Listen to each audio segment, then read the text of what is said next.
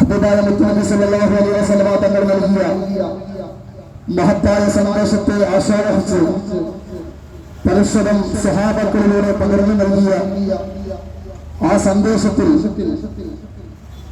മതം കൂടി നിന്നിട്ടുള്ള മനുഷ്യരാശിക്ക് ഗുണകരമാകുന്ന ജീവിതങ്ങളെ പഠിപ്പിച്ചു കൊടുക്കുക എന്നുള്ളത് തന്നെയാണ് സംഘടനയുടെ താല്പര്യം എന്ന് പറയുന്നത്.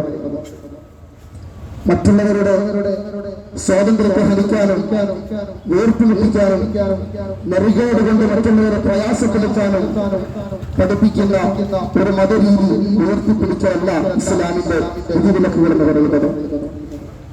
മുഴുവൻ മനുഷ്യരോട് മനുഷ്യത്തിനുള്ള ഒരു സമീപനം സ്വീകരിക്കുക എന്നുള്ളത് തന്നെയാണ്. ആ നിലക്ക് ഒരു രാജ്യത്തിന് ഉത്തമ ബോധമുള്ള യഥാർത്ഥ പൗരബോധമുള്ള ഒരു പൗരനായി തീരുക എന്നുള്ളത് ഒരു മുസ്ലിമിനെ സംബന്ധിച്ചിടത്തോളം അത്യന്താപേക്ഷിതമുള്ള കാര്യമാണ്. അത്തരം രൂപത്തിൽ ഉയർത്തിപ്പിടിക്കുന്ന ഒരു പ്രസ്ഥാനത്തിൽ നിന്നുകൊണ്ട് സംസാരിക്കുമ്പോൾ രാജ്യത്തിന്റെ മൂല്യങ്ങളെ കുറിച്ച് പറയുന്നിടത്ത്, രാജ്യങ്ങളുടെ മൂല്യങ്ങളെ സംരക്ഷിക്കുന്നിടത്ത് ഒരു ബന്ധവും വരുത്തുകയില്ല എന്നുള്ള കാര്യം തീർച്ചയാണ്. സമീപകാലങ്ങളിൽ നടന്നുകൊണ്ടിരിക്കുന്ന വാർത്തകൾ വല്ലാണ്ട് വേദനിപ്പിച്ചുകൊണ്ടിരിക്കുന്നുണ്ട്. ആ വേദനകളിൽ പാവപ്പെട്ട ജനങ്ങൾക്കൊപ്പം പങ്കുചേരുക എന്നുള്ളതാണ് രാജ്യത്തിന്റെ ബോധമെന്ന് പറയുന്നത്. ആ ബോധം നീണ്ട കാലയളവിൽ ഇങ്ങനെ ഉണ്ടായിക്കൊണ്ടപ്പോഴാണ് ഈ രാജ്യം 1947 സ്വാതന്ത്ര്യമെന്ന ഒരു പിറവിയെ ആസ്വദിച്ചത്.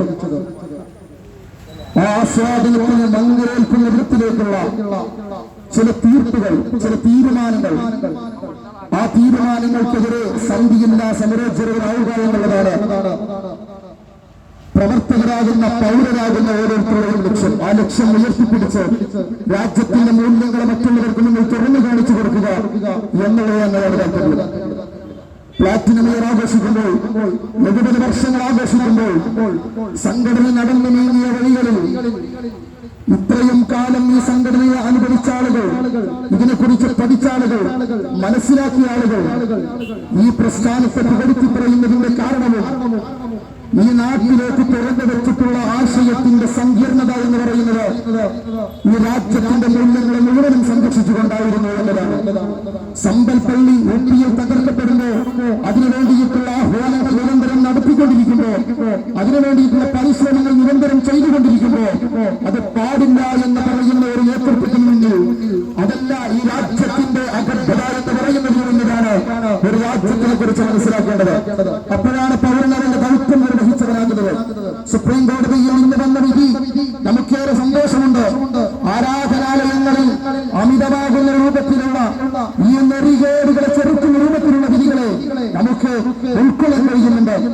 പക്ഷേ ഇതെല്ലാം പ്രഥമബോധ്യ നമുക്ക് മനസ്സിലാക്കുന്ന ഒരു കാര്യത്തെ ഇത്രമാത്രം വലിച്ചു കൂട്ടി ഈ നീതിക്ക് വേണ്ടിയിട്ട് പല തെരുവുകളിൽ പല നാടുകൾ പലരായിട്ട് കൂടിച്ചേർന്നുകൊണ്ട് ഓരോ വിപ്ലവത്തെ സൃഷ്ടിക്കേണ്ട ആവശ്യമില്ലായിരുന്നു ഇത്തരം രൂപത്തിലേക്കുള്ള ഒരു വിധിയെ പുറപ്പെടുവിക്കുന്നതിന്. പക്ഷേ ഈ കാലം നമ്മളെ കൊണ്ട് ചെയ്യിപ്പിച്ചുകൊണ്ടിരിക്കുന്നു. നാം ഒരു പൗരനാണെന്ന ബോധത്തിൽ ഒരുപാട് ഇടപെട്ടുകൊണ്ടേയിരിക്കേണ്ട അവസ്ഥയിലാണ് നമ്മളുള്ളത്. നെറികേടുകൾ വരുമ്പോ ആ നെറികേടുകൾ ഉണ്ടാക്കുന്നവരുടെ കൈകൾ പിടിക്കുക എന്നത് ഒരു ധർമ്മമാണ്, ധാർമ്മിക ബോധ്യമാണ്. ആ ബോധ്യമാണ് ഹബീബായ മുത്തുനബി സല്ലല്ലാഹു അലൈഹി വസല്ലമ തങ്ങളെ തുറന്നു കാണിച്ചു വെച്ചു തന്നിട്ടുള്ളത്. ഒരുപാട് കാര്യങ്ങൾ പറഞ്ഞു തന്നിട്ടുണ്ടല്ലോ. സമൂഹം നെറികേടിലേക്കുന്ന അവസ്ഥയിലേക്ക് ആര് ചലിക്കുന്നതോ അതിന്റെ കൈപിടിക്കണമെന്ന് ഉദാഹരണത്തിലൂടെ സമർപ്പിച്ചുകൊണ്ടിരിക്കുന്നുണ്ട്.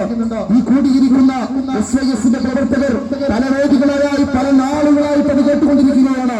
കപ്പലിൽ യാത്ര ചെയ്തുകൊണ്ടിരിക്കുന്ന ഒരു സംഘത്തെ ആ കപ്പൽ നശിപ്പിക്കുന്ന ഒരു മനുഷ്യന്റെ കൈപിടിച്ചില്ലെങ്കിൽ മുങ്ങിപ്പോയി സമൂഹം മുഴുവനും നശിക്കുമെന്നുള്ള മനോഹരമായ ഉദാഹരണത്തിനോടുകൂടി ഈ ലോകത്തിന് മുന്നിൽ എന്താണ് യഥാർത്ഥത്തിൽ നാം ചെയ്യേണ്ടത് എന്ന്, നമ്മുടെ ഉത്തരവാദിത്വം എന്താണ് എന്നുള്ളത് കാണിച്ചു തരുന്നതിൽ ഇതാന്റെ ജാഗ്രത പുലർത്തിയിട്ടുണ്ട്.